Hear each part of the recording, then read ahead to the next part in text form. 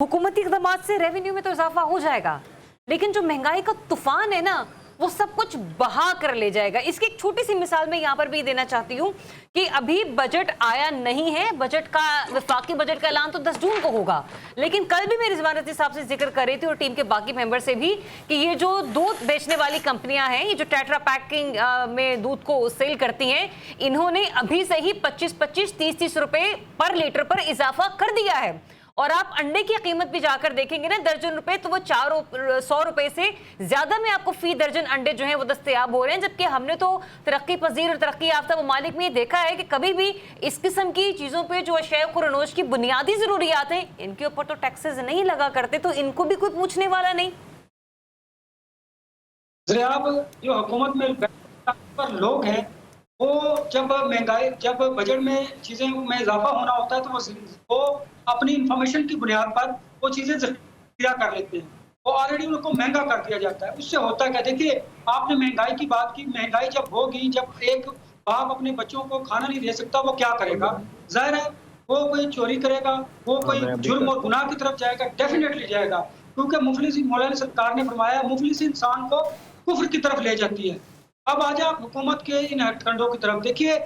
Revenue में इजाफा करेंगे तो टैक्स बढ़ाएंगे, इनडायरेक्ट और डायरेक्ट टैक्स लगेंगे, पेट्रोलियम लेवी में इजाफा करेंगे, पेट्रोलियम मसनूआत में इजाफा करेंगे, अपने अखराजात कम नहीं करेंगे। फिर दूसरी जानिब इन लोगों को पता होता है, इन माफियाज को, कि चीनी में इजाफा होना है, पेट्रोलियम प्राइसेस में इजाफा होना है। उस जखीरे से भी अरबों रुपया, करोड़ों रुपया जनरेट करते हैं, कमाते हैं, और उसका सारा बोझ आवाम पर पड़ता है। अब आ जाए महंगाई। देखिए चीजें जब महंगी होती हैं तो वो वापस कभी मैंने नहीं देखा रिवर्स हुई हो, बिल्कुल ऐसे ही 90 रुपए पे आई हो, वो 100 से 10 पे जाती है, 90 पे वापस नहीं आती, 110 से 120 पे जाती है।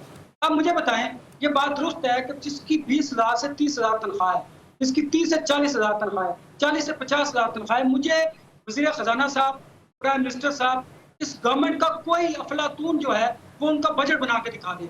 वो क्या करेगा मुझे बताएं? बेरारवी की तरफ जाएगा, गुनाह करेगा, जुर्म करेगा। ये किसका जिम्मेदार कौन है? मैं तो नहीं हूं ना, ये लोग है ना, हुक्मरान है, जो अपने अखराजात पूरे करने के लिए टैक्सेस में इजाफा कर देते हैं, अदाद-ओ-शुमार के धंधे में हमें फंसा देते हैं, आवाम को मुतमईन कर देते हैं। जनाब बैरूनी सर्वे करवा के बता देते हैं कि गवर्नमेंट स्टेबल है, आपने रेवेन्यू में इजाफा कर दिया, पिछला हदफ आपने पूरा नहीं किया, आप पेट्रोलियम प्राइसेस बढ़ाएंगे इसलिए कि आपने जो कर्जे लिए हैं उसका सूद हमने अदा करना है, आपने अपने जो अखराजात करने हैं उसकी कीमत हमने अदा करना है। बिल्कुल